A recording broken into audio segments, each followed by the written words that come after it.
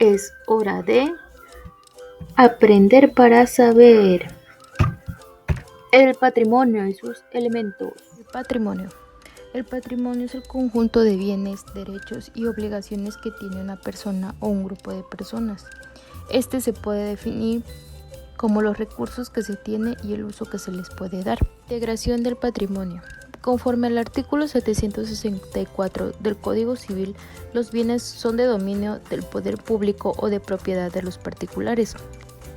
Son de dominio del poder público los que pertenecen a la Federación, a los estados o a los municipios, según el artículo 765 del Código Civil. Este tipo de bienes se divide en tres categorías: de uso común, destinados a un servicio público, o propios, según el artículo 767 del Código Civil.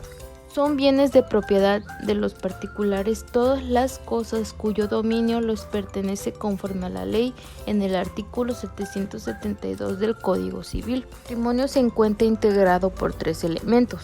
Su composición como conjunto unitario de derechos y obligaciones entendida como la ocurrencia en bloques simultáneos y de derechos y obligaciones conectados y unidos entre sí por algún elemento de hecho o de derechos afectados a un determinado, para que conceptualmente se entienda la existencia de un patrimonio jurídico. Significación económica y pecuniaria, ya que solo la relación jurídica de carácter pecuniaria, o sea, derechos reales y derechos de crédito, forman el contenido del patrimonio, es decir, la relación jurídica de valores en dinero, porque el derecho patrimonial siempre está referido a un bien valorable en una cantidad determinada.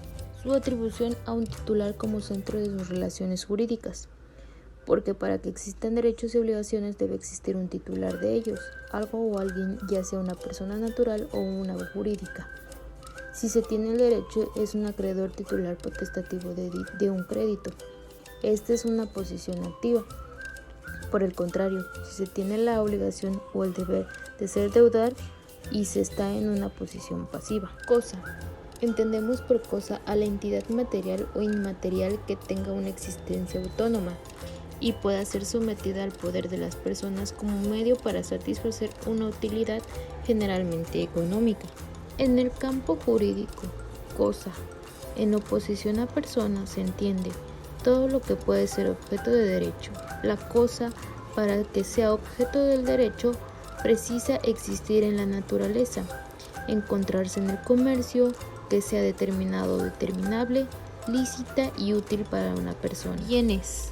Todo aquello que es apto para satisfacer directa o indirectamente una necesidad humana. Unos bienes que podemos mencionar son los siguientes: el suelo y las construcciones adheridas a él, las plantas o árboles mientras estuvieran unidas a la tierra, los frutos pendientes del mismo árbol y planta mientras no sean separados de ellos por cosechas o cortes regulares, o bien todo lo que es unido a inmuebles de una manera fija, de modo que no se pueda separar sin deterioro del mismo inmueble o del objetivo a él adherido.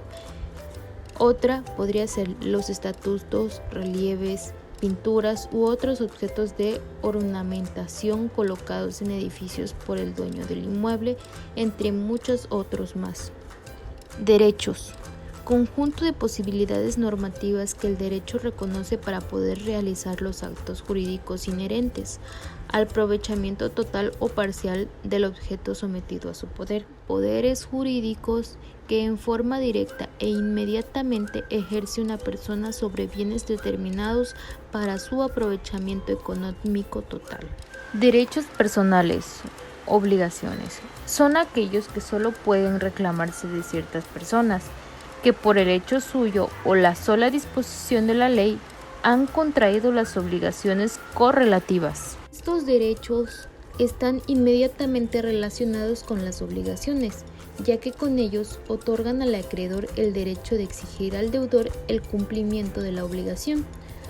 Los derechos y obligaciones son distintas caras de una misma moneda. Por un lado otorgan un derecho y por el otro una obligación. Obligaciones. Es un vínculo jurídico en virtud del cual una persona llamada deudor se encuentra obligada jurídicamente con otro denominado acreedor a realizar una prestación. La condición.